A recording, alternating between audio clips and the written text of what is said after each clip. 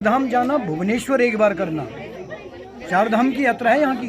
ये प्रकृति की रचना है। त्रेता युग में सूर्यवंशी राजा ऋतुपर्ण द्वारा इसको खोजा गया था, पुनः पांडवों द्वारा खोजा गया था द्वापर युग के लिए। कलयुग में प्रथम बार 18 सेंचुरी में आदि जगत गुरु शंकराचार्य, तो शंकराचार्य जी ने ही हमारे लिए इसको ओपन किया था कलयुग के लोगों के लिए।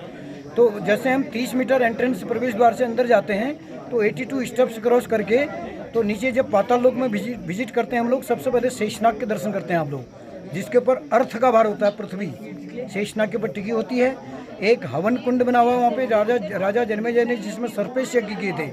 तक्षक और वासुकी नाग के दर्शन करवाए जाते हैं। फिर आपको शेषनाग के रीढ़ की हड्डियों में पूरी यात्रा करनी होती है। उसके अंदर गणेश जी का कटा हुआ धड़ पाताल लोक में है, जिसको ब्रह्म कमल से जो है अभिषेक होते हुए दिखा रखा है जिंदा रखने के लिए।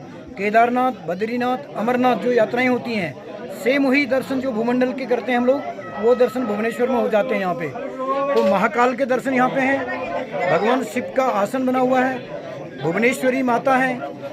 4 गेटों की रक्षक हैं। धर्म और मोक्ष, रण और पाप द्वार, जिसमें से धर्म और मोक्ष द्वार से हम लोग यात्राएं करते हैं। पारिजात वृक्ष इसके अंदर है, समुद्र मंथन का रत्न। कदली वन का मार्ग इसके अंदर है, जहाँ पे सप्त ऋषियों ने तपस्याएं की हैं। ऋषि मार्कंडेय के प्रत्यक्ष दर्शन इसके अंदर हो जाते हैं। ब्रह्मा जी के 5वां जो हेड बाबा ने काटा था वो भुवनेश्वर में गिरा था, जहाँ पे पितृ तर्पणों का प्रावधान है।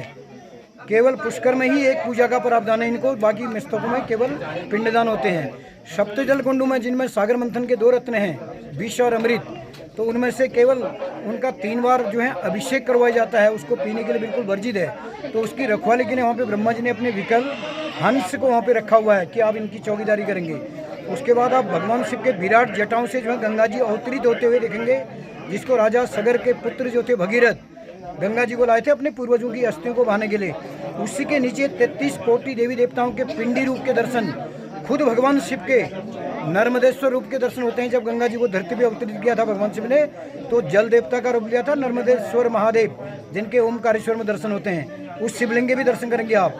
विश्वकर्मा का कुंड बना हुआ देखेंगे वहाँ पे, एक मैनमेड केवल वहाँ पे विश्वकर्मा का कुंड है, जिसका जल जो है हम लोग उसको आचमन भी करते हैं, उसको अभिषेक के लिए लिखा है। तो उसी के बाद जो है मूल स्थान में जब पहुँचते हैं तो भगवान शिव के स्वयंभू रूप दर्शन, त्रिलिंगम में एक भुवनेश्वर, दूसरा त्र्यंबकेश्वर, 2 ही जगह हैं। एक साथ में जो स्वयंभू रूप के दर्शन होते हैं, जिस शक्तिपीठ को आदि जगत गुरु शंकराचार्य जी ने, जिस समय हमारा हिंदू धर्म पतन हुआ था, मंत्रों से जब किलित किया था, तभी हमारा हिंदू धर्म बचा था।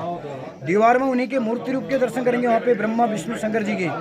तो वहाँ पे पूजा अर्चना करने के बाद काशी बनारस का एक टनल भी दिखता है, जहाँ से काशी विश्वनाथ का मार्ग दिखा रखा है। उसके बाद 5 पांडवों ने भगवान शिव के साथ इसके अंदर लास्ट वाला चेस खेला था, जिसका डिसीजन भगवान शिव से पांडव उसको हारने के बाद 4 पांडवों को भगवान शिव ने यहाँ से सीधे शरीर त्यागने को जो है बद्रीनाथ माणा गाँव से आगे भेजा था शरीर त्यागने के लिए। 4 पांडव और द्रौपदी ने शरीर त्यागा था वहाँ जाके। युधिष्ठिर को बोला कि तू तो निष्काम है भाई, तेरे को 100 शरीर जो है जिंदा ही स्वर्ग होगा। ये सारा वृत्तांत इसके अंदर सुनाया हुआ है। फिर हमारी वापसी होती है एक विशाल मंच के ऊपर। 4 युग हैं, सतयुग, कलयुग, द्वापर, त्रेता। अभी का युग हमारा जो कलयुग चल रहा है, तो कलयुग को लिखा है वेदव्यास ने कि 4 चरण में पूरा होना होगा। अभी हम लोग फर्स्ट स्टेज के ही लोग हैं, तो वो ग्रोथिंग कर रहा है अर्थ के ऊपर। तो इन्हीं वर्ष को जिस दिन वो अपने समानांतर ग्रोथ करके छू जाएगा, तो सृष्टि डिस्ट्रॉय दिखा रखी है कि सृष्टि का अंत हो जाएगा। उसी के अंदर सेतु बंधु रामेश्वरम का एक टनल जाता है। तो वहाँ से वापसी जब होते हैं, और एक विशाल मंच के अंदर जो है ऐरावत हाथी, सहस्त्र पैर वाला, जिनके 7 हेड सहस्त्र पैर थे, जो हाथी जल में, थल में, वायु में सब जगह चलता था, उसके दर्शन करवाए जाते हैं। फिर भगवान शिव का मन वांछित एक कमंडल है, जहाँ पे लोग पूरी यात्रा होने के बाद अपने उज्जवल भविष्य के लिए जो है मनोकामनाएं करने के बाद पाताल लोक से जो है भूमंडल को जो है विदा होते हैं। यहीं पे हमारी यात्रा समाप्त हो जाती है। ये संक्षेप में है। अगर आप अंदर जब दर्शन करेंगे तो आपको डिटेल जानकारी मिलेगी वहाँ पे।